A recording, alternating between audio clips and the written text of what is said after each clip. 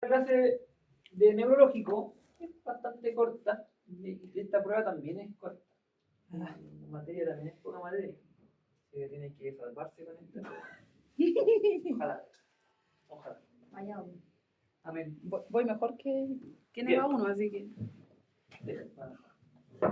El objetivo de la clase es conocer y aplicar la evaluación neurológica tradicional en personas que cursen con patologías neurológicas.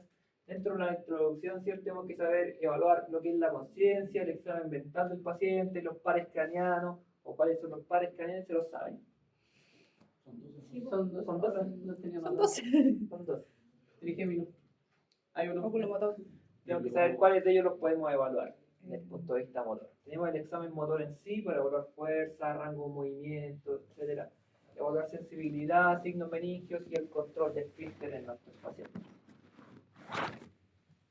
Entonces ahí, dentro de la conciencia y el estado mental, tenemos que ver lo que es la conciencia, la vigilancia, la atención, la orientación temporal-espacial, el lenguaje, las memorias, las praxias, ya que tienen que ver con habilidades motoras adquiridas, las funciones cognitivas superiores, trastornos visoespaciales, somestesia, somatognosia y alteraciones de la percepción visual.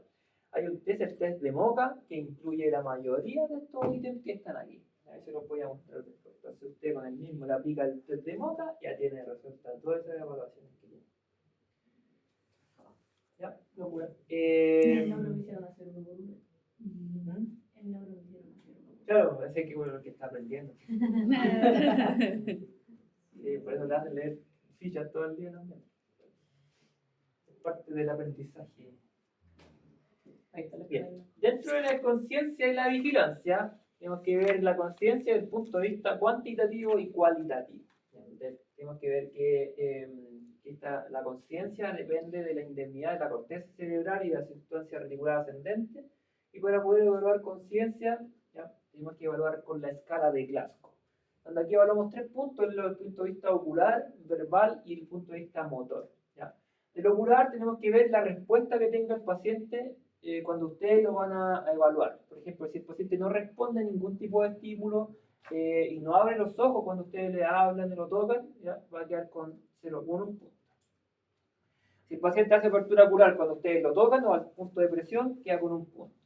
Si el paciente que hace ante un sonido hace apertura ocular, ¿ya? 3 puntos y 4 puntos cuando hace una apertura espontánea solamente sin ningún tipo de estímulo. Y así vamos a ir dándole un puntaje si el paciente, desde el punto de vista verbal, si el paciente está orientado, si está confuso, si solo emite algunas palabras, si solo emite algunos sonidos o no está metiendo nada desde el punto de vista verbal. Y desde el punto de vista motor, si es capaz de, por ejemplo, movilizar ambos brazos, si puede llegar con un brazo hasta el otro hombro, si solamente llega acá a la parte abdominal, si es capaz o está con los brazos en flexión o mantiene los brazos en extensión, ¿ya? O no hace ningún tipo de movimiento. Entonces ahí tenemos que evaluar la parte ocular, verbal y motora para ver cómo está la conciencia del sujeto. Cualquier paciente que pueda tener un Glasgow menor a 8 puntos, ¿ya? Del total que tenemos, que son 15, pierde el reflejo de protección de vía aérea, ¿ya? Por si acaso, paciente con Glasgow menor a 8. ¿Cómo?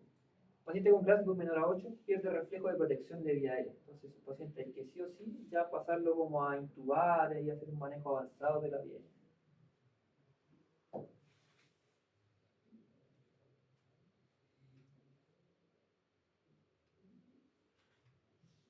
Y dentro del compromiso cuantitativo, ¿cierto?, que tiene que ver con la vigilancia, y el cualitativo con el estado, la atención del paciente, ¿ya?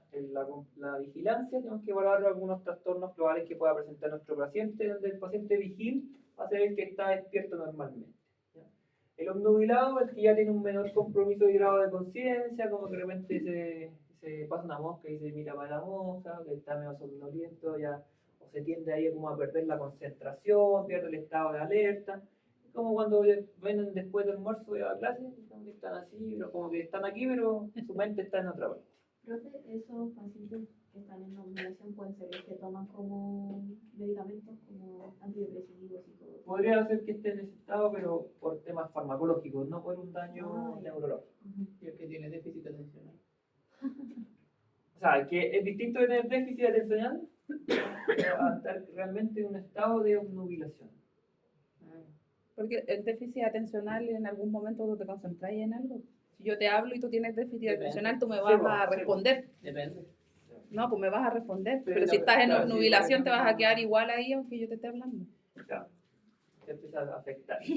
El sopor, ya el paciente está dormido y va a despertar ante algunos estímulos. Dependiendo si está en sopor superficial, despierta el estímulo verbal. Si en sopor medio, despierta el estímulo táctil. Y en sopor profundo, despierta solamente el estímulo doloroso.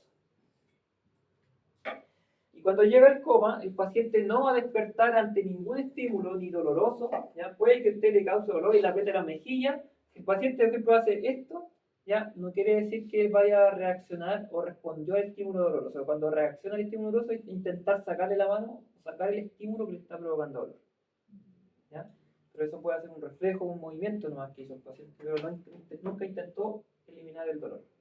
Profe, que a mí en la pasantía me tocó ver un paciente que en la noche no había dormido nada. El otro día cuando le fueron a hacer la guine, sí, el interno lo movió, le habló, le gritó y no despertó. Ya. Entonces ahí lo puedo evaluar como que está en sopor. Ahí podría estar en sopor, sí. Ah, ya. Sí. Sí, porque lo movió, lo sacudió, Pero no le despertó, gritó, no movió el no, ojo, nada. nada. Pero estaba por ahí el tema. ¿Dónde fue el Carmen? Sí. Claro, Era fue un el tema abuelito que farmacológico. estaba postrado. Claro. Entonces, como que tienen 3 camas en una pieza y el que estaba al medio como que había tenido mala noche. Entonces, como que de por sí no los había dejado dormir. Ya. Entonces, al otro día cuando lo fueron a ver, no reaccionó nada. Sí, pero nada. Nada. Ni siquiera tomó desayuno, nada. Claro, no estaba inconsciente para poder. O sea, que cuando está el paciente muy somnoliento, en sopor, tratan de no alimentarlo porque igual podría aspirar el contenido alimenticio. Igual lo tenían sentado así en la camilla, Claro. no lo tenían acostado. Claro. Entonces, como en FOUR o en 45 grados. En Y hay coma, que ver, entonces, ¿ah? por ejemplo, perdón, el coma, por ejemplo, solamente cuando tiene algún tipo de accidente, algún tipo de afección, por ejemplo.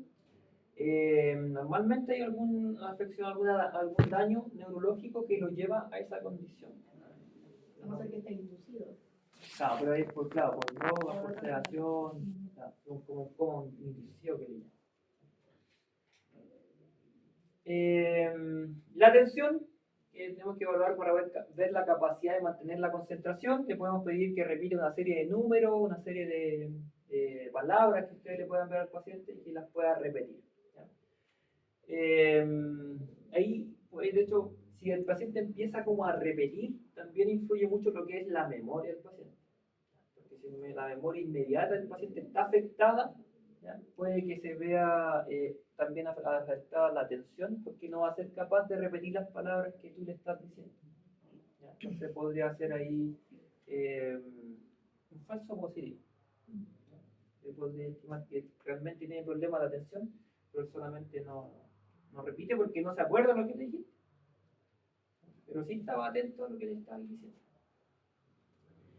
Y claramente en síndromes confusionales, claramente va a haber problemas de atención. ¿Cómo lo podemos evaluar? La atención es uno de los ítems del test de Moca que vamos a ver posteriormente.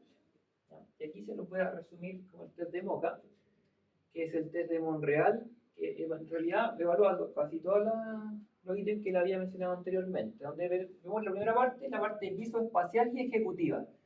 ¿Qué tiene que hacer el paciente? Es empezar a unir explicándole que del 1 tiene que pasar a la A según la flecha y del A al 2. Entonces el 2 vendría al B. Al B, del B al 3, no al C.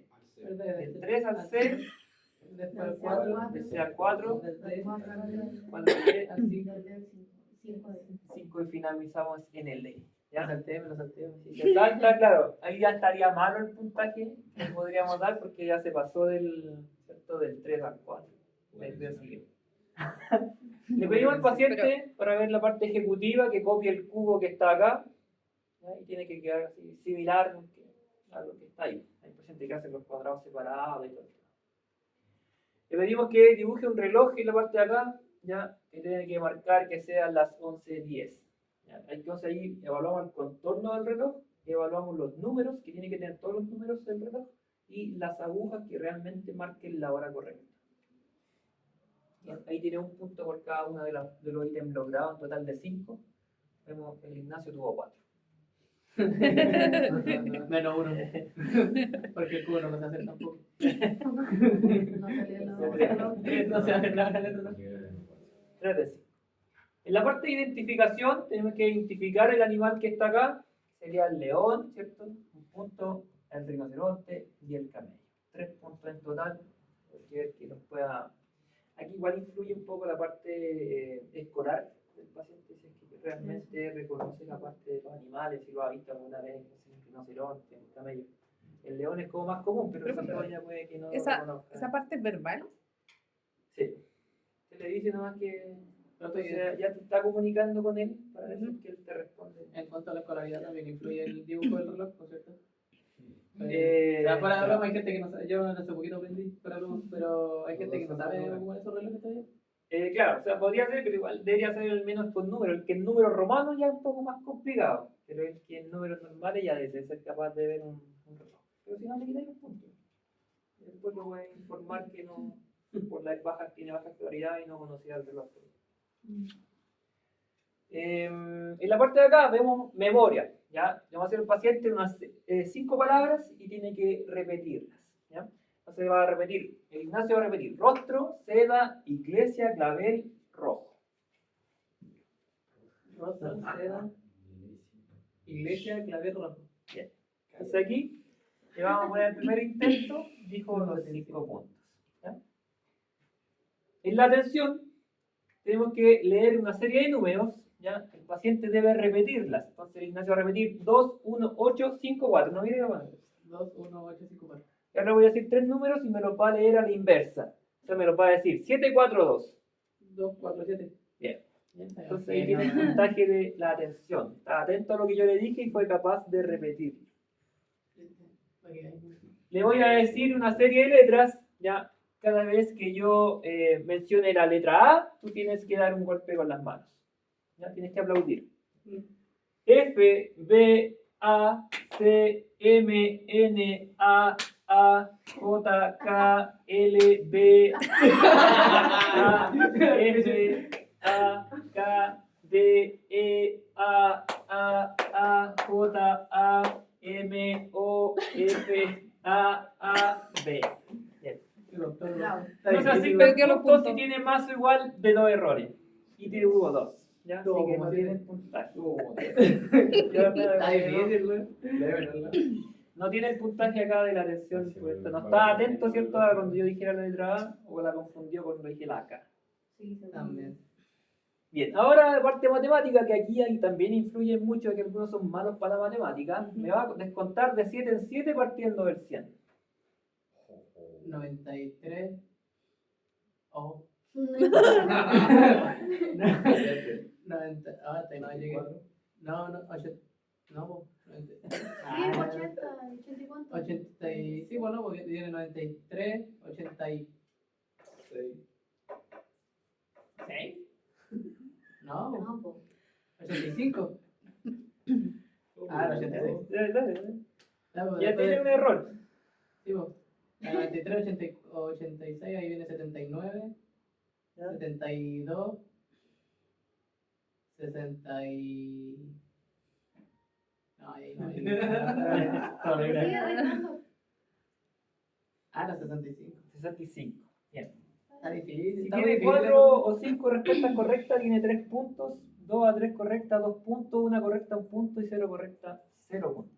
¿Ya? Yo con 2, ojo que si se equivocó en el 85 aquí, probablemente le puedan dar malo el resto porque ya empezó a descontar de 7 de un número que ya esté erróneo.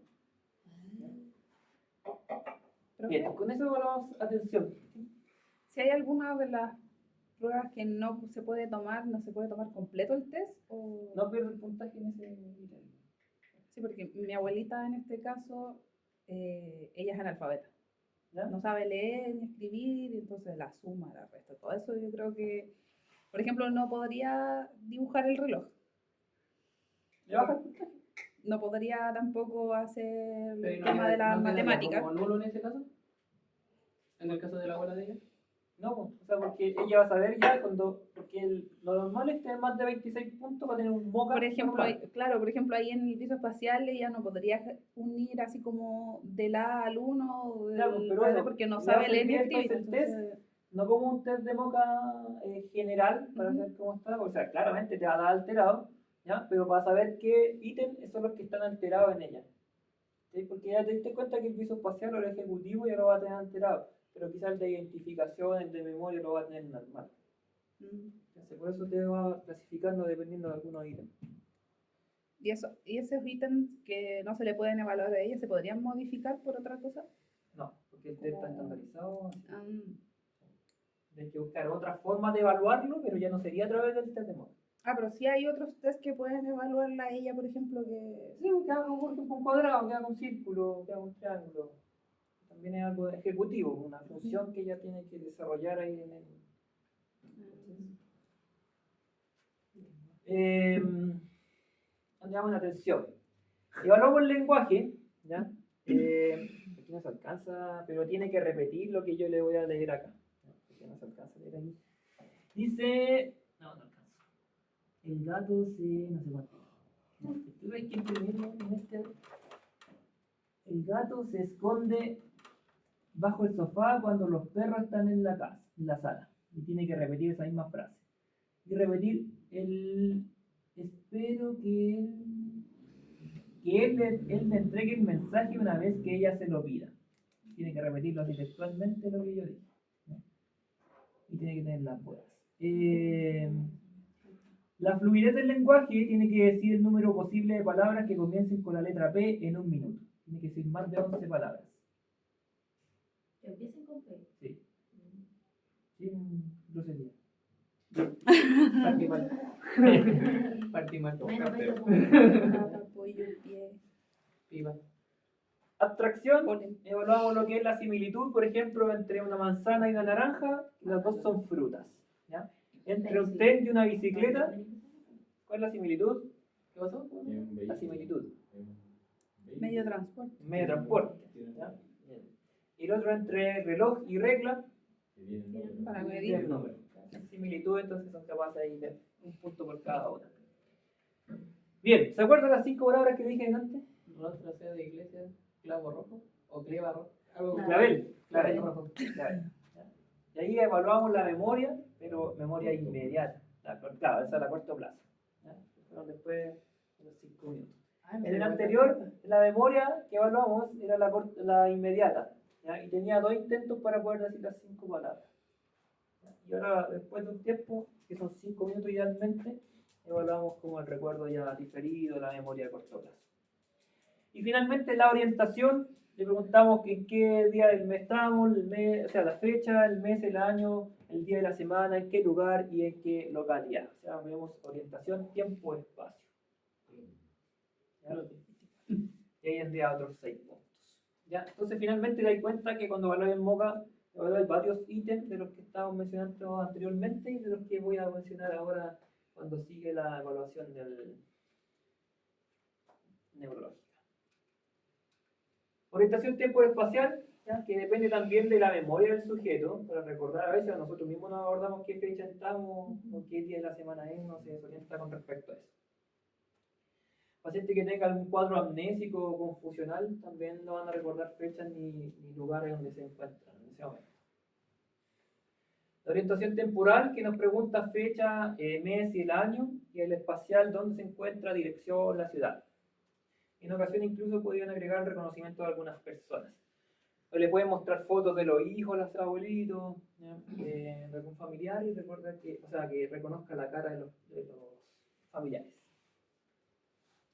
El lenguaje, que también lo estábamos evaluando cuando le íbamos preguntando cosas a la paciente y le iba respondiendo, y también cuando tenía que repetir una cierta frase que yo le dicté, también lo podemos evaluar acá, cuando el paciente tenga algún tipo de afasia, ¿ya? O sea, un problema con el lenguaje. En la fase de Broca, el paciente no va a tener un lenguaje espontáneo fluente, la comprensión del lenguaje va a estar normal, pero no va a ser capaz de repetir el lenguaje, no va a ser capaz de nominar, y tampoco va a estar, o también está alterada la lectoescritura. ¿Ya? La nominación viene siendo cuando el paciente, por ejemplo, si yo le muestro esto, ¿ya? ¿Qué es? Un control. ¿Ya? Pero un paciente con problemas de nominación diría, no me acuerdo el nombre, pero sé que sirve para cambiar las diapositivas. ¿Ya? Esa es la nominación. Te describe para qué sirve, pero no se acuerda como del nombre de lo que es el instrumento. Si le muestro el lápiz, por ejemplo, sé que, no me acuerdo el nombre de esto, pero sé que sirve para escribir. ¿Ya? Esa sería una alteración de la nominación. Bien, la fascia de Wernicke. El lenguaje espontáneo tiene parafasias. ¿Qué son las parafasias? No sé. Ordenar las palabras, articulación de palabras. O sea, las fascias se supone que son como si pueden modular o comprender el lenguaje. O sea, eso se evalúa en la fascia, ¿no? ¿Ya? Y las parafasias, que el paciente te va a decir como algo contrario. O sea, si este lápiz dice, no, préstame el borrador, no, préstame el control del... Está diciendo como otro nombre o una estructura que no se relaciona. La comprensión está alterada la repetición, está alterada la nominación y está alterada la lectoescritura en los pacientes con afasia del cuerpo. La fascia de conducción también sigue con parafasias, pero el paciente sí comprende el lenguaje, tiene repetición alterada, nominación alterada y lectoescritura alterada. La fascia global no tiene un lenguaje fluente espontáneo y tiene alterada toda la otros ítems. Y en la fascia mixta, ¿ya? Va a tener alterada el lenguaje espontáneo, alterada la comprensión, es capaz de repetir las palabras, ¿ya? Pero no nomina ni hace la lectoescritura. Creo que es la disartria. Es un problema particular de las palabras. Porque en mi caso clínico lo confundí con la droga. La afasia. Sí, pero él tenía una disartria. La fascia de Porque él comprendía y entendía el lenguaje, pero no lo podía modular. Sí, porque no puede articular la palabra, Eso, así como eso. hablarlo. Tenía un texto. Sí, pero él, ¿y cuál era la disfasia?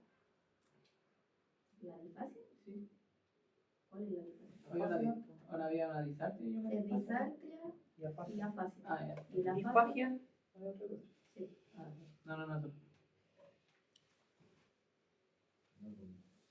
Bien. El lenguaje, entonces hablamos del lenguaje espontáneo, que tenga que decir al menos 50 palabras por minuto.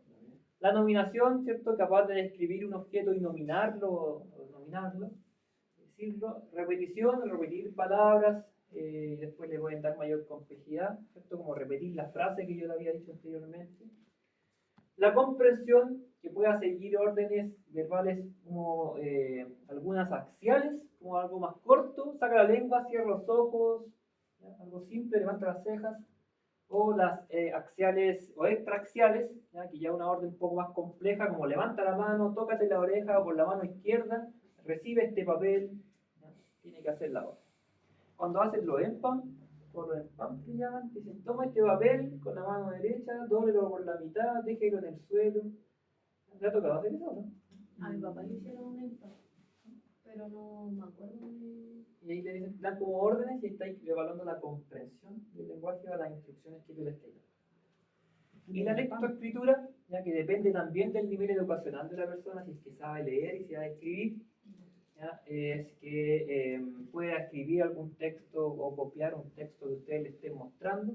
También va a influir lo que es el tema de la agudeza visual. Si tiene problemas visuales, también puede estar limitada la lectura del texto. La memoria, ya, la memoria inmediata, que es repetir, ¿cierto? El árbol, no sé cuántito, clavel rojo, pero decirlo inmediatamente. También. ¿Cuál era la otra? Era seda, iglesia, clavel rojo. Falta una. Era rostro. ¿Rostro? La primera. ¿Rostro seguro?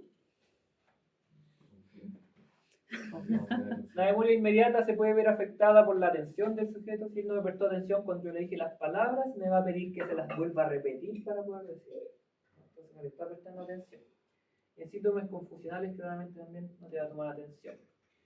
Memoria a corto plazo, después de 5 minutos le volví a preguntar las palabras. Hay otros que le hacen como en el mini mental, parece que dice árbol, mesa, avión, que son como el paciente se lo han hecho tantas veces, cuando llegan, repítame, árbol, mesa, avión. A mí me pasó, porque yo se las cambié al paciente. Mi compañero fue y le dijo, dime algo, y las repitió tal cual, y yo después le cambié las palabras por otras, pero eran 3 que también eran con sílabas parecidas, pero no fue capaz de decirlas. Claro, no se acuerdan. Pero la ese árbol medallón se la saben de memoria, que ya se la han hecho siempre, pero saben que va la cuestión. Se la saben de memoria. Yo de la cambié. Y la memoria a largo plazo ya tiene que ver con algo que pueda pasar varios días, meses o años. Se puede pedir que repita o que le nombre a algunos presidentes de Chile, algo que ya. ¿Cuál es el presidente? Los últimos 3 presidentes. ¿Cuáles son los últimos 3 presidentes? Boris, Piñera y Bachelet. Antes que Piñera. Fue, me acuerdo Antes que de fue Boris. Piñera, Bachelet, Piñera. Y de ahí no me acuerdo. Bachelet. Y Bachelet, bueno, no me acuerdo. ¿Me fueron entre esos dos? Ricardo Lagos. Ricardo Lagos. No, Pero no. eso fue mucho antes. ¿Ya? Ahí tenemos memoria a largo plazo para poder ir evaluando ahí qué sucede. Ahí Pinochet. Las praxias, ya, que tiene que ver con la función motor, sensitiva, el lenguaje, ¿cierto?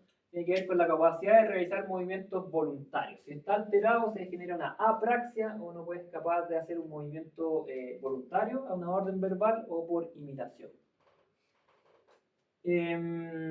Puede tener una apraxia del vestir, el paciente no es capaz de vestirse por sí solo, o apraxia de construcción y no es capaz de dibujar o copiar alguna figura geométrica.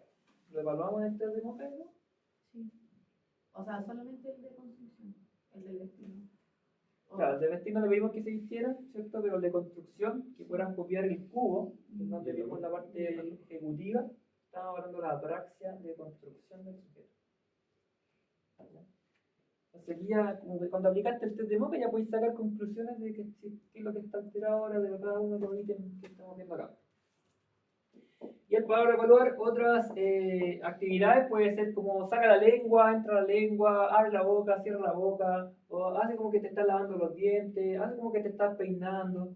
¿Ya? También va a evaluar las praxias, que es por orden y por imitación. Las funciones cognitivas superiores tienen que ver con la resolución de problemas, de juicios, con la planificación. Entonces acá al paciente le vamos a pedir que interprete algún proverbio, alguna semejanza y alguna diferencia. Entonces esto ya es un poco más complejo, ¿ya? Pues son funciones cognitivas superiores para que el paciente pueda interpretarte lo que significa a quien madruga Dios le ayuda. Entonces ya es algo más complejo para que el paciente logre ahí hacer el razonamiento y entender. ¿En qué se parece una silla a una mesa? Entonces también es algo que tiene que interpretar el sujeto. Partimos con los cálculos. Ahí yo le digo como la mitad de la... Por ejemplo, yo le digo, ¿a quién madruga? Y él me tiene que responder, ¿Dios le ayuda? ¿O me la tiene que decir completa? No, explicar lo que significa. Ah, Sí. Como entender Ahora. el proverbio, explicarlo, semejanzas, diferencias, escribirlo. ¿En qué se parece una silla a una mesa? Siempre lo que cultivas. Tienen patas. Tienen cuatro patas. Son de madera. Ah, depende de la mesa, puede ser de metal. Entonces eso se trata de ver. ¿Ya? Y vemos aquí la abstracción, ¿ya? Que también lo habíamos evaluado dentro del test de Moca. El cálculo, ¿ya? Que también depende del nivel educacional, y los de baja escolaridad se pueden suplir con preguntas como el manejo del dinero. Eso sí, ahí sí que no lo dijo. Con la plata. Si tengo 1000 pesos y gasté 500 en algo, ¿cuánto me queda? Y aquí el cálculo, recuerda que le pedimos que descontara de 7 en 7 del 100 y se complicó mucho Ignacio de hacer eso. ¿No? Pero él sí tiene nivel educacional para poder hacerlo, hay que descontarle el puntaje nomás. Pero si alguno que no fue nunca al colegio, tengo que hacerlo de otra forma. Y la serie de palabras, que también lo hablamos en el test de Moca, nombrar animales u otros elementos en 1 minuto, y lo normal es que al menos diga 10. Aquí en el Moca decía nombre de palabras que empiecen con la letra P. Tienen en 1 minuto para poder mencionar. Los trastornos visoespaciales, ¿ya? Que son secundarios, normalmente la lesión del hemisferio derecho, entonces va a afectar todo lo que están visualizando hacia el lado izquierdo. Pueden ser visitados también como agnosia, como que desconoce lo que está ocurriendo en este lado, y hay alguna como la heminegligencia espacial, ¿ya? Que el paciente como que desconoce o no reconoce todo lo que esté en el campo izquierdo. Entonces aquí tenemos la heminegligencia. Al paciente le mostramos un reloj, le pedimos dibuja el reloj que está aquí mismo y te rebuja la mitad del reloj, ¿ya? Le mostráis la casa y te dibuja la mitad de la casa. Entonces no reconoce todo lo que esté en el lado izquierdo, ¿ya? Lo que esté visualizando. Para él no existe, porque no lo visualiza. ¿Ya? Le dibuja una flor, te dibuja la mitad de la flor. ¿Ya? Ahí estaríamos en presencia de un paciente que tenga una negligencia espacial. Mira, solo el lado derecho. La somestesia y la somatognosia. ¿Ya? La somestesia tiene que ver con la percepción como de sensitiva. ¿Ya? Puede ser tacto, temperatura, dolor. ¿Ya? Y la somatognosia tiene que ver con la percepción propia del cuerpo. Entonces aquí podemos encontrar que se pueda percibir una anosognosia. Entonces el paciente te va a negar que tenga la enfermedad. Hay muchos pacientes que les ocurre eso. Y la asomatognosia, el paciente no reconoce, por ejemplo, sensibilidad. Si tiene una ACV, por ejemplo, normalmente esto afecta como el lado izquierdo. ¿Ya? Si tiene una ACV, tú le ponías acá le estoy tocando, no sé, como que él no reconoce que lo estás tocando. ¿Ya? Puede que sí tenga la sensibilidad normal, pero él te va a decir, por el problema de la somatognosia, que no siente, porque no reconoce esto como una estructura propia de él. ¿Ya? Y le decís, ya, a ver, tome el brazo izquierdo y muévalo. No, si este brazo no es mío. No es mío. ¿No? ¿Por qué lo voy a mover si no es mío? Entonces no reconoce como que fuera parte del mismo paciente. ¿No? Y ahí encontraríamos que estaría en presencia de una asomatognosia. Y anosognosia era que el paciente no reconoce que realmente estuviese enfermo o que padeciera una patología o una enfermedad. Alteraciones de la percepción visual, podemos encontrar ilusiones, ¿ya? Las que le hizo su ex. Una interpretación errónea de una percepción. ¿Cómo lo siento? Se puso raro, se puso muy personal la clase. Tiene una interpretación errónea. ¿Ya? ¿Qué sé yo? Usted está mirando esta figura que está acá y me dice, no, eso puede ser una mancha de sangre. Entonces está ilusionando como que otra estructura se está visualizando de esa forma. Una alucinación sería que usted está mirando aquí y me diga, no, la mancha de sangre está aquí. Porque aquí estoy inventando, alucinando, que estoy percibiendo en una zona donde no hay nada, que estoy visualizando algo. ¿Ya? Y eso sería una alucinación. Cuando se ponen ahí, la droga ahí bajo la lengua, o los hongos, Ahí se activa eso. Maravilloso. claro, Maravilloso. empiezan a alucinar, no a hacerse ilusiones, se alucinan. Y la prosopagnosia, ¿no? Que falta de reconocimiento para poder detectar fisonomía o la cara de alguna persona que ya previamente yo la conocía. Pasa a muchos pacientes con demencia que después dejan de reconocer a las mismas familias, a los hijos, los abuelitos, no reconocen a nadie de su entorno que antes conocía. Esa es la prosopagnosia. Profe, en la diapo anterior, en la parte falta de reconocimiento de las fisonomías o las caras previamente conocidas, eso también tiene que ver con la agnosia, ¿cierto? Como que no reconoce a alguien. Pero claro, aquí la agnosia de esta, ¿no? No, como el término de agnosia, ¿Ya? que ahí dice, por ejemplo, que la falta de reconocimiento en la prosopagnosia, ¿Sí? las caras previamente reconocidas. Claro, porque la agnosia tiene que ver como que no reconoce algo, en cierta forma. Pero cuando le hable por acá, prosopagnosia es que no reconoce las caras de un sujeto. Cuando le pone anosognosia, no reconoce la enfermedad. O pone asomatognosia, no reconoce, por ejemplo, su patología, su extremidad. ¿Ya? Eso habla como de agnosia, que no va a reconocer algo, no lo interpreta, no lo integra. Pasamos a los pares craneales, ¿ya? Olfatorio, óptico, guromotor, troclear, trigémino, obducen, facial, vestíbulo-coclear, glosofaringeo, vago, accesorio y hipogloso. Deben sabérselo ya. ¿Hay unas canciones o una...? Hay un rap. ¿Ah? Creo que hay un rap de los pares craneales. Hay un rap, hay una oración también. Se podía evaluar el óptico, el locomotor. Aquí vamos. Evaluación de los pares craneales. Primero el olfatorio, que es el par craneal 1. Ya, para eso tenemos que tener los ojos cerrados y vamos a evaluar por cada una de las narinas. Entonces le vamos a tapar una. Tenemos que ponerle algún olor que no sea irritante. ¿Ya? Puede ser el café, ¿ya? El té, la pasta de dientes, algo así. ¿ya? Y tapamos uno y le pedimos que después tapamos el otro, mientras tiene los ojos cerrados, logre inhalar. ¿Ya? Si el paciente no es capaz de detectarlo, se denomina anosmia. El nervio óptico, que es el segundo nervio craneano, vamos a evaluar lo que es la agudeza visual y el campo visual. Para evaluar agudeza visual, ya tenemos que ver que el paciente pueda leer algunas letras o algún texto que al menos esté a 30 centímetros. No había uno que era como ponerle los dedos así y hasta Pero no ese- te los veía. pero ese- Ese es el campo visual. ¿Qué es este poner los dedos? Y el campo visual tenemos que evaluar todo lo que pueda ver el paciente por lateral, por inferior y por superior y casi la zona central. Entonces debiese ver al menos 90 grados en el campo visual lateral, ¿ya? 75 hacia inferior, 65 o 55 hacia superior y como 64 aquí con relación nasal.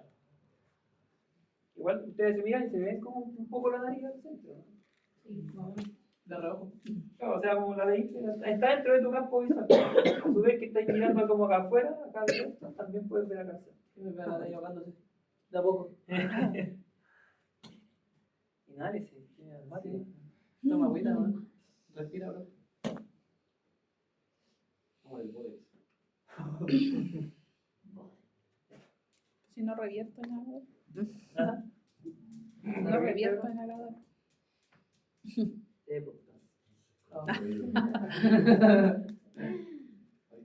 Bien, el par 3, 4 y el sexto, ¿ya? El oculomotor, tenemos que evaluar, ¿cierto? El movimiento del ojo, le pueden poner algún lápiz que siga el lápiz hacia arriba, hacia abajo, hacia el otro lado. Tenemos que ver que el movimiento también sea simétrico de ambos ojos cuando haga el seguimiento. Entonces, el trigémino, ya que el quinto par, ya es un nervio mixto, que es donde evaluamos tacto, olor y temperatura, y también es un nervio que también tiene que ver con la parte motora. El facial, ¿ya? Tenemos una patología muy común, ¿cierto? Cuando viene parálisis facial, viene un nervio que es mixto, tiene fibras que van a inervar los dos primeros tercios de la lengua, ¿ya? Y la parte muscular de la cara. Entonces, un paciente que tenga parálisis facial va a presentar como disminuye la arruga, ¿cierto? Se cae la ceja, se cae el párpado, se cae la comisura, o puede tener una desviación de la comisura, ¿cierto? Empieza como a caer la saliva, etc. El vestíbulo coclear, ¿ya? Donde evaluamos la audición, que ya se la estamos evaluando cuando le estamos haciendo preguntas, así como, hola, ¿cómo está? ¿Qué se acuerda la fecha de hoy día? ¿Ya? Estamos al tiro evaluando la audición, porque le estamos haciendo preguntas y ella te va a responder. ¿Ya? Si la paciente dice, ¿qué? ¿Cómo? Ya sabes que tiene algún grado de hipoacusia, entonces tienes que estar gritándole casi para que te pueda escuchar. El examen vestibular, que tiene que ver con la mantención del equilibrio. ¿Cuáles son los componentes del equilibrio? La visual, ¿Ya? vestibular, musculoesquelético. ¿Ya? Creo que sí. Somatosensorial. Somatosensorial, ¿ya? Es importante saber cuáles son los componentes porque después tenemos que un paciente que tenga un riesgo de caída, ¿ya? Tenemos que reconocer cuál es el componente del equilibrio que tiene alterado nuestro paciente. ¿Cómo puedo saber si es vestibular? Porque, por ejemplo, cuando se gira, se marea, gira la cabeza, o tenga problemas de oído medio, tiene problemas cuando cambia de posición, se marea. Ya, cuando camina se marea. Eso. Claro, o cuando gira, pues, entonces va caminando acá, entonces gira por acá y ya empieza a marear. Y pierde como el componente vestibular. Propriocepción, ¿ya? Y transferencias visuales. ¿Cómo hablamos propriocepción? Que cierre los ojos y siempre bien, no sé, la nariz. Y saben qué posición está su pie. ¿Ya? Y también tenemos el test del mirroring. ¿Conocen el mirroring, el espejo? ¿No? Entonces, el paciente tiene que... Que por ¿Cuál? un espejo si no ve la... no, ese es, el mirroring es como... Y esta es mi extremidad que está lesionada, por ejemplo, afectada. Yo le voy a tomar cierro los ojos al paciente, le pongo la extremidad en una posición y le digo que con la sana imite la posición del lado izquierdo. Entonces, él, sin ver, sino percibiendo su estructura del brazo como está en el espacio, tengo que hacer el mismo movimiento. Entonces, si tengo alterada mi percepción, no voy a saber cómo está el brazo, no lo identifico bien, pues entonces puedo hacer así nomás. entonces algo contrario a como yo le dije el brazo. Puede ser con el brazo o con la pierna, y normalmente es por imitación de alguna extremidad, así que se hace como con la mano, pueden poner la mano así. No le pongan la mano así, porque se ve raro. Vestibular, glosofaringeo y vago, ¿ya?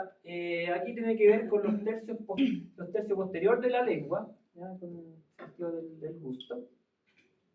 Y el espinal o el accesorio, siendo el onceavo, el nervio espinal que inerva el esternocleidomastoideo y el trapecio. Entonces aquí le voy a un paciente que eleve los hombros y yo le genero alguna resistencia.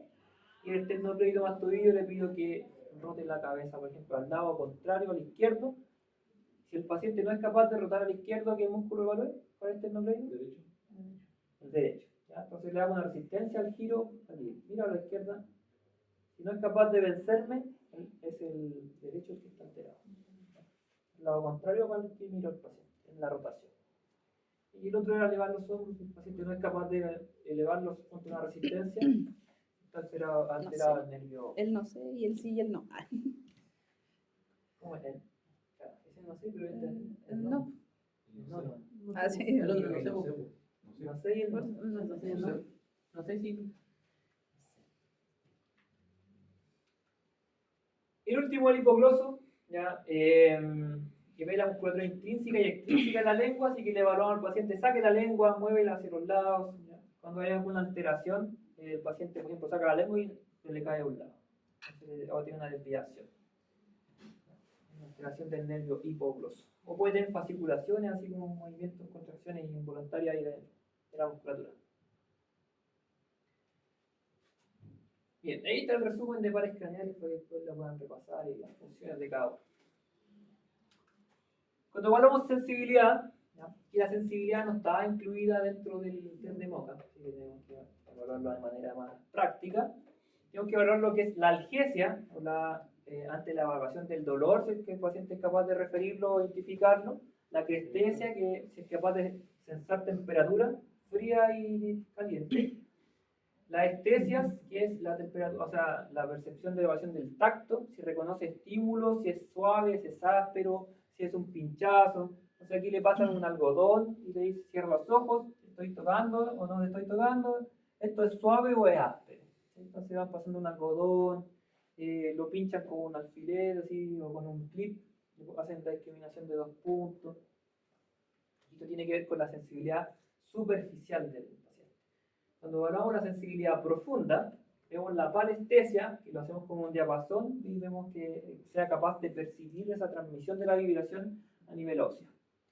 La parestesia, que es sensibilidad a la presión, o sea, si el paciente, yo estoy sentado y yo me cargo en una pierna, él sea capaz de identificar que el peso lo tengo en una de las dos extremidades.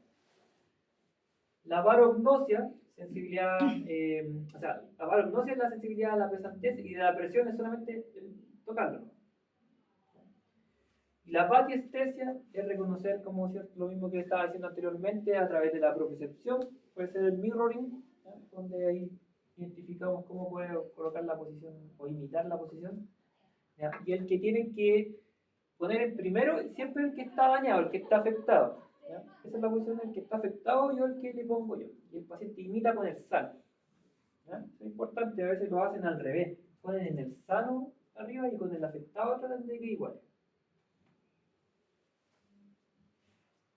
El examen motor, que depende de la corteza motora y premotora, ¿ya? Aquí tenemos que volver a evaluar lo que es la fuerza, ¿ya? Lo podemos evaluar con Oxford.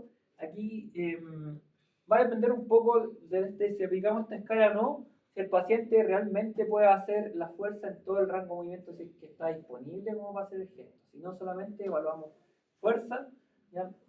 Sin que lo cumpla en todo el movimiento, pero simplemente si vence resistencia, si vence gravedad, aunque no sean todos disponibles. Es importante. Y el tono muscular, ¿ya? También se evalúa, por ejemplo, en pacientes que tengan aumento del tono, como la parálisis cerebral, ¿ya? Puede tener un paciente con aumento del tono muscular. Y tenemos que evaluar la escala de Ashworth, que ahora no se usa la modificada, donde él tiene 0 puntos cuando no incrementa el tono muscular ante un movimiento que tiene que ser de alta velocidad, ¿ya? Porque el tono muscular es velocidad dependiente. Entonces yo tomo el brazo del paciente y se lo flexiono rápidamente. ¿ya? Tengo que ver la limitación que tengo a la movilización, a la flexión, por ejemplo, del codo. Si no tuve ni aumento del tono, puedo hacerlo rápidamente y hacer en todo el rango de movimiento. Si tiene un punto, cuando tiene un pequeño incremento del tono muscular con un pequeño enganchamiento, ¿cierto? Como al final del estiramiento, ¿ya? Al final del rango. Uno más, ¿ya? Cuando ya tiene una resistencia mínima, ¿ya? Después casi como un signo de cuando abren como una navaja, como que les cuesta avanzar, pero lo hacen en todo el rango todavía. ¿Ya? Como cuando sacan el cuchillo, no sé, La vuelta pluma. la portapluma, la sacan como de la base. Esa es como la percepción que van a sentir. 2 puntos, un Ashworth 2, ya cuando tiene incrementación moderada, pero todavía se puede mover fácilmente en todo el rango. El grado 3 tiene incrementación considerable, que muestra dificultad en el rango de movimiento pasivo. Ya les cuesta más moverlo, puede que no lleguen al rango completo. Y el punto 4, el músculo está rígido cuando se flexiona o se está extendido. Entonces tratan de flexionar el codo y no son capaces de avanzar, tratan de estirar y no son capaces. ¿Ya?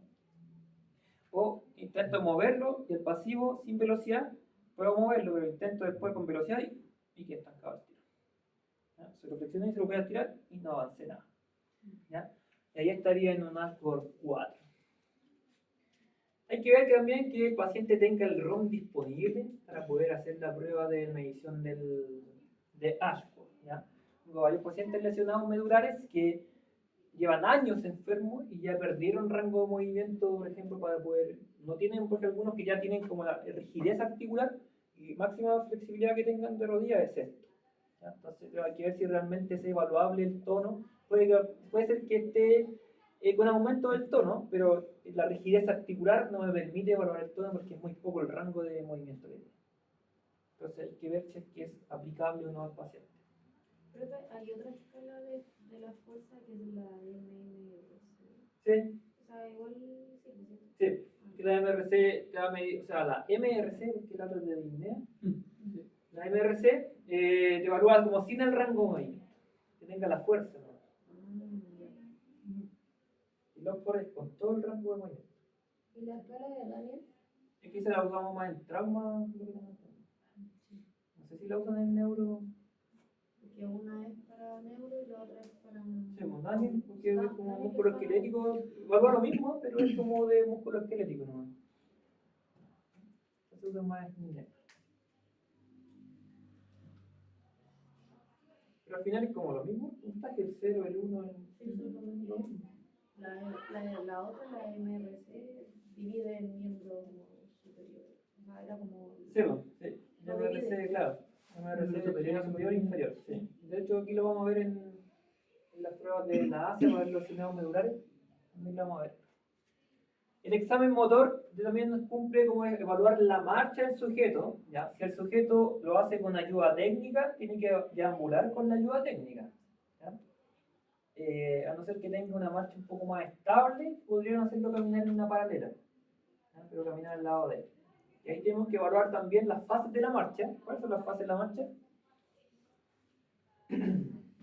Talón, medio pie, otro talón, Balanceo. balanceo. No, balanceo. No era operación. ¿Ah? No, balanceo, no, era el balanceo. Pero era apoyo del talón, plantar, después balanceo. Y no, bueno, No, el balanceo es cuando ya saca el pie, ¿no? Balanceo en la mitad. Se llega con el apoyo de talón, ¿cierto? Apoyo como en la plantar, despegue el talón, medio pie. en medio pie despegue los dedos, y se con el balanceo. Entonces Balanceo. tengo que estar visualizando en ambas extremidades Desaceleración también era, ¿no? cuando es claro. Es como fase del balanceo, aceleración, ¿cierto? Balanceo, desaceleración. Tengo que evaluar la marcha, ¿cierto? Como el gesto que hace el paciente al caminar, si está cayendo, ¿cierto? Con talón punta, en realidad, diciéndolo como desde el punto de vista más coloquial, ¿ya? O cae con la planta completa, ¿ya? Puede caminar así, o claudica a la marcha. ¿Ya? En las compensaciones que pueda tener cuando el paciente tiene ACV, por ejemplo, normalmente tiene afectación de la dorsiflexión. Entonces, cuando intenta caminar, no es capaz de sacar el paso porque arrastra la punta del pie. Entonces eso aumenta mucho el riesgo de caída. Entonces, ¿qué hace el paciente? Compensa generando una abducción, ¿cierto?, de cadera. Entonces, Eso. el pie puede caer en punta igual, ¿ya? Pero como él compensa levantándolo de la pelvis, ¿ya?, logra dar el paso igual. Y camina de esta forma. Entonces hay que tener ojo ahí cuando evalúen la marcha, sobre todo ese sujeto, ¿ya?, que lo podrían hacer, porque a veces son capaces de caminar independiente sin bastón, ¿ya? Pero lo mejor es ponerlo en la paralela, en caso de que se vaya a caer, no se nos vaya, o ir al lado de él. ¿De qué lado se pondrían si me va a hablar la marcha? ¿Derecho? ¿Todos derechos? ¿Irían detrás? ¿Adelante? ¿Al No, lado? al lado. Al lado. Al lado Del lado. izquierdo. Sí. ¿Dónde hay mayor probabilidad de que el sujeto caiga? Al Al derecho. izquierdo. Al derecho. Al lado izquierdo. malo. Al derecho, ¿cierto? ¿Tendría que ir del lado derecho? ¿No? No. ¿O no? Sí. Aquí tenemos probabilidad ¿Usted de iría por la izquierda? Que si yo no saco el paso, Ujú. mi pie se va a trabar. Es para el lado malo. Es por el lado malo. Sí, por el lado al malo. lado. Por el lado afectado Estaba de ese viendo de güey. otra manera. Pensaste que se iba a agarrar con el otro lado. Sí, ¿Que es como que se pueda firmar de acá? Ujú. ¿O no? Que prefiero dejarle yo la mano libre para poder afirmarse de otro lado. O sea, claro, depende de dónde lo haga caminar. Pues si lo hacen en un espacio muy libre, por eso decía. no va a tener dónde alcance. Por función de alcance va a poder llegar ahí a fijarse de algo. Pero ahí en ese momento el paciente va a caer, ¿no? Y va a tener que afirmarlo. No va a ser capaz quizás de sacar incluso el paso, ¿cachai? Hacer esa estrategia de equilibrio para poder fijarse en el momento. Caer con él. Porque el centro de gravedad ya se va a desplazar, entonces igualmente no alcance a reaccionar. Pero y la almohada. ¿Mm? Uno en la almohada. O lo otro sería ponerle alguna cinta y llevarlo como de aquí fijo, en caso de que se vaya a caer. Se lo hacen caminar como firmado del pantalón así, y lo llevan así. Sí. Y se lo Ay, inyectan en el neuro. Al Cristóbal, a mi otro compañero, le tocó, lo agarraban del pantalón entre dos. Porque no, si no se iba para adelante Ahí puede dar marcha igual, pero con algún tipo de asistencia física. y arrastraba los Si pies. no, hacerle ayuda técnica, evaluarlo con ayuda técnica, ya sea el bastón, ya sea el burrito. Y hay que escribir si es bastón canadiense, si es bastón de 4 apoyos, ¿ya? Si es un carrito, el carro de marcha anterior, ¿ya? Si es el de fijo o el que tiene ruedas. Hay que también describir el tipo de ayuda técnica que tiene el sujeto. Y aquí están los tipos de marcha, que les voy a mostrar un video, ¿ya?, para poder describirlas bien.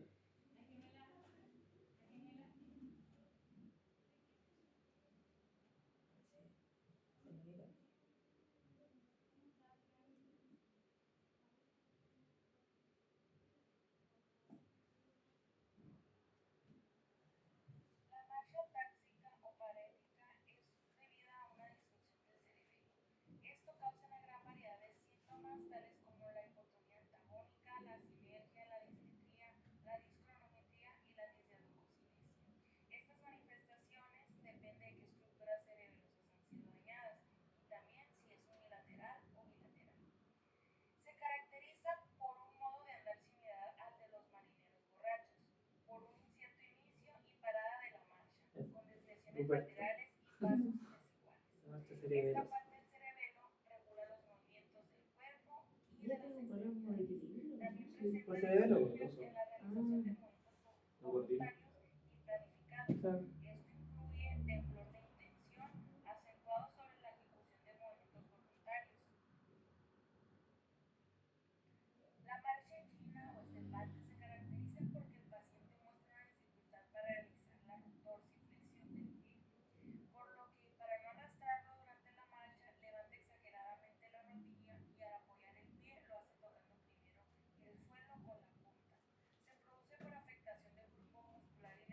Oye, como se escucha cuando viene el paciente que... Eso. Claro, eso te siente. Ahí nos tendremos que poner en el lado izquierdo, ¿cierto?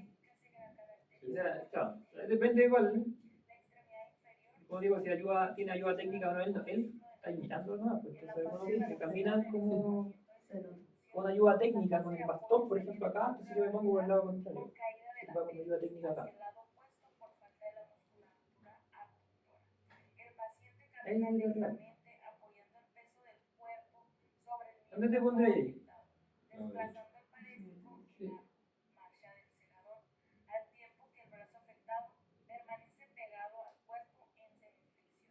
De hecho, a veces con esa intención de caminar aumentan más el tono y como que se comprimen más y el brazo va más pegado al tronco. En general, como más fuerza. Tiene como miedo de caerse, entonces como Se que va, se- sí, entonces aumenta más el tono del paciente. La marcha espástica es una de las manifestaciones más frecuentes del denominado síndrome piramidal. La característica de esta marcha es que se ven pacientes afectados por la espasticidad. Se produce con un caminar rígido con los pies en arrastre, resultante de una contracción muscular prolongada. Cuando son ambas extremidades inferiores las que están afectadas, se produce una marcha en tijera. La marcha paraparética se ocasiona por la espasticidad bilateral de los miembros inferiores. Se debe con frecuencia a lesiones medulares que afectan a ambas vías piramidales al mismo tiempo. El paciente refiere una sensación de rigidez y pesadez en los miembros inferiores, con dificultad para despegar los pies del suelo. La marcha de gallo se debe a la hiperextensión espástica de ambos miembros inferiores, con los pies en actitud de equino barro. La marcha distónica es característica de la distonía muscular deformante. En ocasiones, el primer síntoma de una distonía consiste en una inversión de la posición del pie durante la marcha. Esta se realiza apoyándose sobre la parte externa Esas del cosas le pie ponen como con órtesis, una ¿no? eversión. Sí, lo que tiene yo a veces le pongo un tape rígido. Cuando el trastorno es más intenso, pueden aparecer nuevas posturas ¿Ah? No, te ves también. Sí, pues, depende de si lo tiene. Pues. Si no tiene, yo le pongo un tape rígido acá, y con el pie fijo. Cuando termina la terapia se lo saca. Cuando se asocia la presencia de lordosis y Hay elevación mucho riesgo de inversión, que va a caer todo el peso del cuerpo, entonces el pie como que fuera láser. ¿Por qué se mueve tan exagerado? Como Como si estuviera doliendo tanto. Pero si no has visto un paciente real así, No. No, Nunca una tan vez así. vimos al, ¿cómo se llama? Fisiopato. Con marcha, como serpenteante, ¿cómo se llama la marcha? La de Huntington, ¿no? La de rueda, Una marioneta. La de Corea de Huntington. todavía la con la rueda no sé cuánto. No, pero ese no, era como otro como que parecía que estuviese curado. Ya la viste. La Ya lo viviste, bien. 18 ¿qué pasó? Bien. Bien, para evaluar la ASIA, lo que estaba diciendo, para evaluar un paciente con lesión medular, no sirve para otro tipo de paciente que no tenga lesión medular. ¿Ya? Tenemos que evaluar aquí, ya está descrito la tabla que tengo que aplicarle a un paciente. Es una evaluación súper lenta en realidad porque tengas que evaluar todo por segmento. ¿Ya? Tienes que evaluar la parte sensitiva y la parte motora del sujeto. ¿Ya? Dentro de la parte motora tenemos 5 puntos claves que evaluar: C5, C6, C7, C8 y T1. ¿Ya? Dentro de eso los flexor de codo, extensor de muñeca, extensor de codo, flexor de los dedos y abductor del meñique. Eso es para evaluar con fuerza, ¿ya? Donde acá evaluamos la fuerza muscular, 0 si no hace ningún gesto, dependiendo si tiene algún tipo de vence gravedad o hace movimiento sin gravedad, con resistencia mínima, ¿cierto? Resistencia máxima, le damos los 5 puntos completos. Y en la extremidad inferior vemos L2, L3, L4, L5, S1, ¿ya? Flexor de cadera, flexor de rodilla, dorsiflexión de tobillo, extensión del dedo gordo del pie, del hallux, y la plantiflexión de tobillo. Eso evaluamos en la parte motora. En la parte sensitiva vamos evaluando, esto tiene que ser bilateral, en ambos, por ejemplo, en ambos brazos y en ambas piernas. Y la parte sensitiva vamos a evaluar los dermatomas desde S2 hasta S4, S5. ¿Ya? Es importante ir evaluando segmento por segmento. Ya después, a veces algunos pacientes de sensibilidad me han notado que de repente son lesiones altas y en C4 y C5, T1 ya no tiene nada y de repente en T8 tiene un poco de sensibilidad. Entonces, no es que si aquí me salieron todos 0, para acá yo relleno con 0 para abajo nomás. ¿Ya? Tengo que seguir evaluando porque a veces da un puntaje a un cierto punto la sensibilidad inferior. También le doy si siente o no al paciente, si tiene alterado o si está normal, le voy a dar un puntaje. De ahí saco el puntaje total por el lado derecho, por el lado izquierdo. Tengo que ver cómo está la parte la contracción anal voluntaria, si tiene control de esfínter o no. Si el paciente no controla esfínter, es una lesión medular completa. ¿Ya? Si el paciente controla esfínter, es incompleta. Eso es lo que va a demarcar si es completa o no la lesión del ASIA, lesión medular. Y también tenemos que saber cuáles son los niveles neurológicos de la lesión, los niveles sensitivos y los niveles motores. Eso lo voy a dejar de tarea para los que presenten el día de hoy. Tengo que saber cuándo va a ser, cuál es mi nivel sensitivo del paciente, cuál es el nivel motor, ¿ya? Y la lesión cuándo es tipo A, tipo B, tipo C, tipo D o tipo E. ¿Ya? Porque tengo que clasificarlo de acuerdo a lo que evalué, tengo que clasificarlo hacia A, hacia B, hacia C, de acuerdo a lo que yo encontré. No se lo voy a pasar para que lo presente sus ¿Y compañeros. cuándo es lesión alta y baja? Depende de la lesión, pues si la fue en las cervicales o después lumbares, torácica, hay una lesión alta o baja.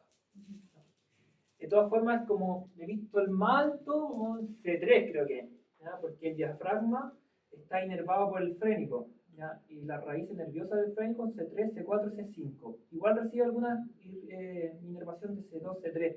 Entonces, tengo algunos pacientes con lesión de C3 y C2, C3 creo que es un paciente que tengo. Que está vivo, entonces puede hacer una respiración espontánea. Solo mueve el cuello, ¿no? ¿Ah? Solo mueve el cuello. Claro, o sea, como hace esto no, así. Pero no es capaz, y los hombros creo que hace como esto, que quiere como rascarse la nariz, entonces la mano le cuelga, o sea, como que la mano le cae así, como que o todo se mueve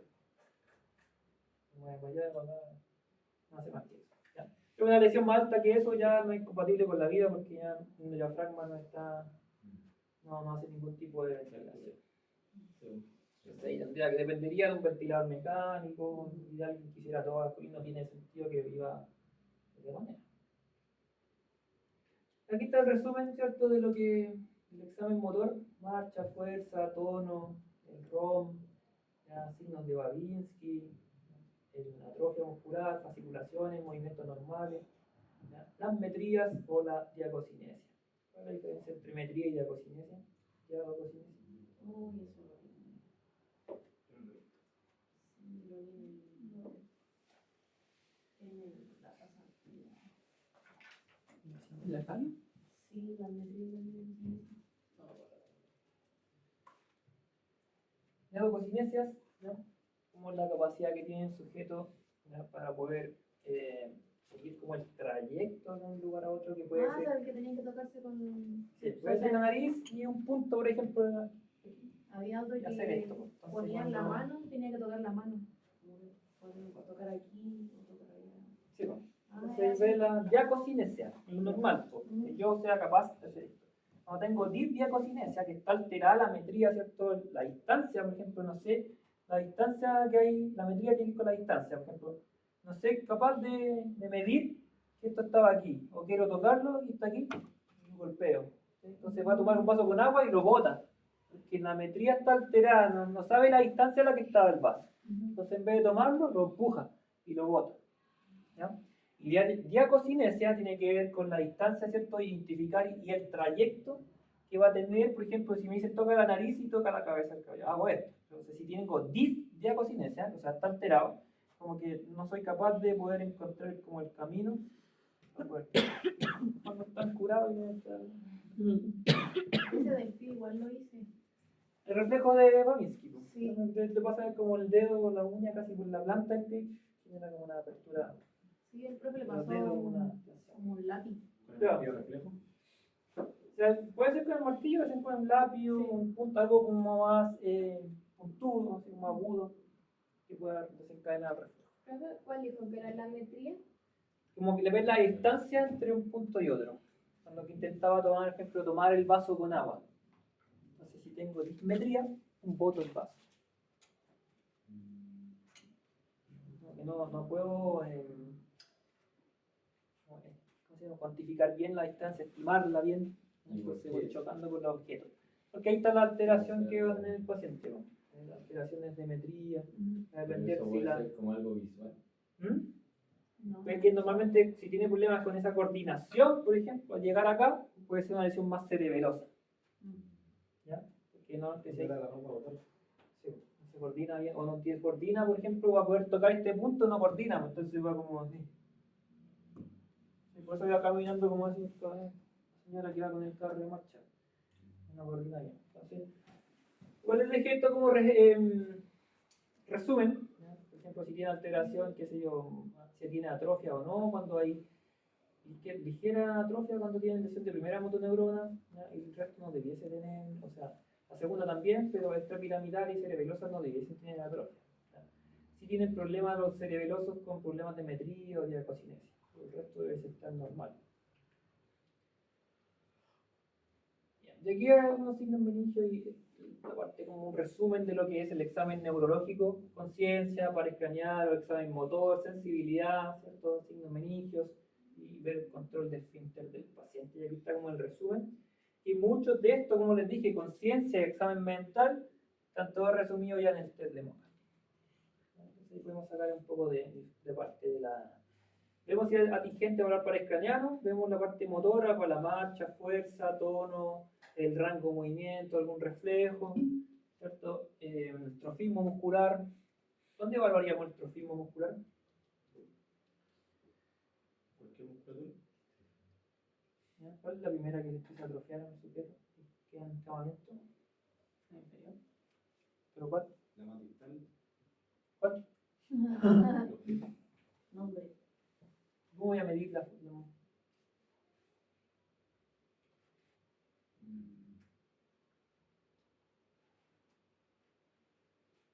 pantorrilla? Los tríceps. Sí, es una. Sí, no. Entonces separamos la pantorrilla y una wincha de mide la distancia que tenga el diámetro. Sensibilidad superficial y profunda. El 70, como el de orden que le pueden hacer. Porque en realidad el orden depende un poco del paciente. Porque, por ejemplo, acá, la parte motora te la describe que es antes de la sensibilidad, pero yo no voy a hacer caminar al paciente si antes no le evalúe la fuerza. ¿Ya? Si yo lo evalúo fuerza y veo que no tiene un M3, no siquiera vence gravedad, no lo voy a hacer caminar. Entonces ahí va a depender un poco del examen, cómo lo van guiando ustedes de acuerdo al paciente. Lo que sí, la información se entrega ordenada. ¿Ya? Eso es importante.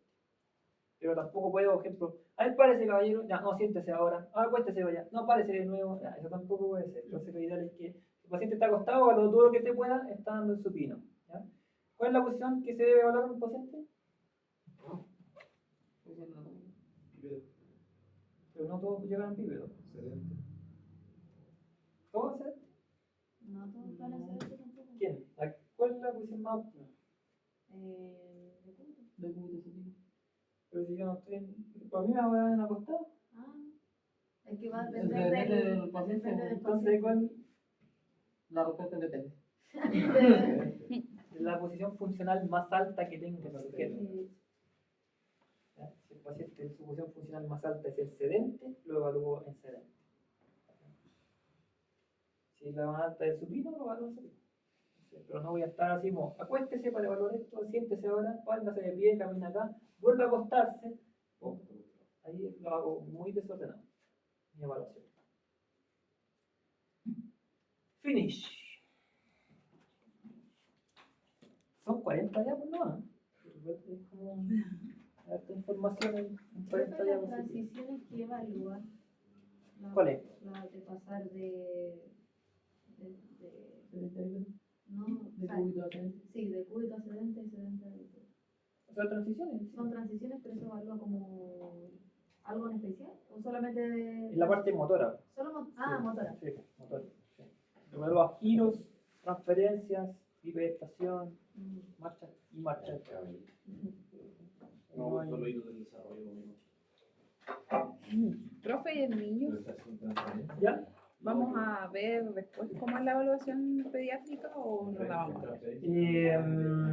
Tendríamos que ajustarlo porque tendríamos que se hace en realidad como lo mismo, ¿no? solo que tienes que ir comparándolo con el hito motor que debiese tener el niño por la cierta cantidad de meses. ¿Cachai? Que vamos a que, por ejemplo, a los 6 meses debiese tener que ser contacto mano a mano, mano boca, mano pie, ¿cachai? Como si te sabes los hitos motores, ¿ya? Como ya debiese saber que los debiese tener presentes a esa edad. ¿El día van a evaluar a un niño? Sí. ¿De quién? Ah, Panchito. Claro. Entonces, los que van a presentar